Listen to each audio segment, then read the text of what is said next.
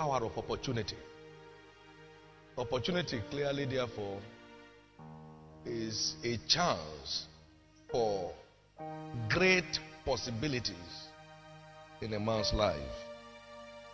That is without assumptions as to whether we know what opportunity means or not. So opportunity is the gateway to great destinies. I have defined opportunity here as life blocks with which great destinies are built. It is opportunity that activates destiny. Therefore, to lack opportunity is to lose destiny. Destiny is built with blocks of opportunities. Therefore, every missed destiny slows down the building process. It's a year of unlimited opportunities for the winner's family worldwide. You know, the Lord God will do nothing but He reveals His secrets to His servants. I don't believe that people really lack opportunity. They are only blind to them. The highway of life is dotted with opportunities every inch of the way. All the road signs are cladded with opportunities. You remember last Sunday one of us was testifying and he said he believes that poverty is blindness. There is always what to do to get to where you are going. If wishes were horses, all the beggars will ride, they say.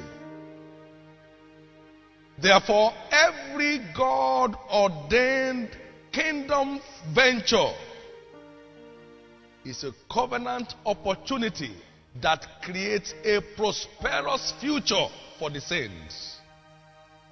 And that's why where you find yourself in a camp that constantly engages in God-ordained ventures, it helps to brighten your future. Every God-ordained venture is a covenant opportunity that creates a prosperous future for the saints. There are people who will not be where they are today if there were not the prophetic construction of the faith tabernacle. That is, their life took a covenant turn by their privileged opportunity to be part of it. There are those of us who will not be where we are today if there were no African Gospel Invasion Project. There are those who will not be where they are today if there were no Covenant University Project. He said, ye lacked opportunity, so you remain in lack. And when the opportunity came, their heavens opened.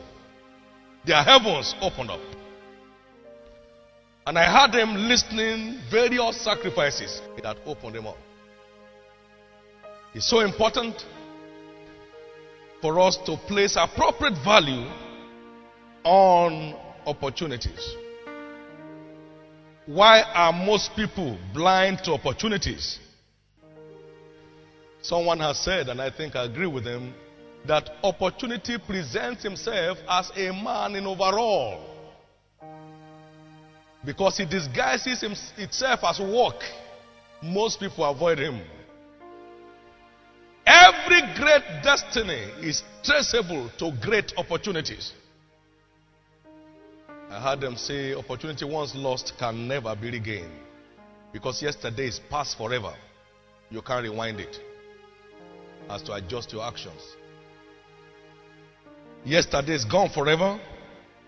I know the opportunities inherent in it. If you get to the seashore, every shell you don't pick as it arrives, what happens? It goes back. So you can be at the shore and return without a shell. Not because there are no shells in the sea or they didn't come up to the shore. But you are not smart enough, sensitive enough to know how to grasp them. Every great destiny in the kingdom is traceable to great covenant opportunities that present itself to them time and again. I said their opportunity is a fortune going about and knocking on doors of destiny. People become victims of misfortune when they miss the knocking of opportunities. In Luke chapter 19 and verse 41 to 44, Jesus wept because people could not see the opportunity at their disposal. So when you miss your time of visitation, you become a victim of devastation. He wept because they didn't know the time of their visitation. And the Lord signaled to me that we were entering our 5th year in Lagos. And it is marked now for harvest. Therefore, you are moving nowhere. Stand here by me. So it's not just harvest for free. It's harvest with responsibility. And so the church moved from 3,000 to 10,000 in 1 year. Oh, I lost a lot of my friends. Because call me from anywhere, there is no room. Because he said, stand here. All invitations, bang. To US, to Europe, everywhere. Bang. Because he said to stay here. You must identify with the responsibility that goes with the season. Otherwise, the season will offer you nothing. Now think of it. When you miss your planting season, what is your hope in harvest?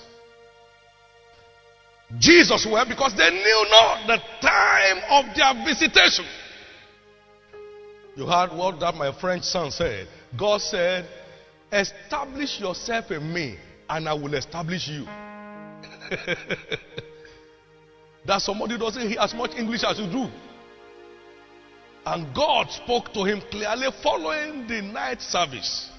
Establish yourself in me and I will establish you. Every time you grasp an opportunity presented by the Lord, it is so that your destiny can open up wider. Any preacher that presents God to you as being in need is ignorant. God is never stranded. God never depends on man. Never. Because he said, woe to him that trusts in man and make the arm of flesh his strength. He shall not see when good is coming. Now, whatever God says we must not do, it is an evidence of what he does not do.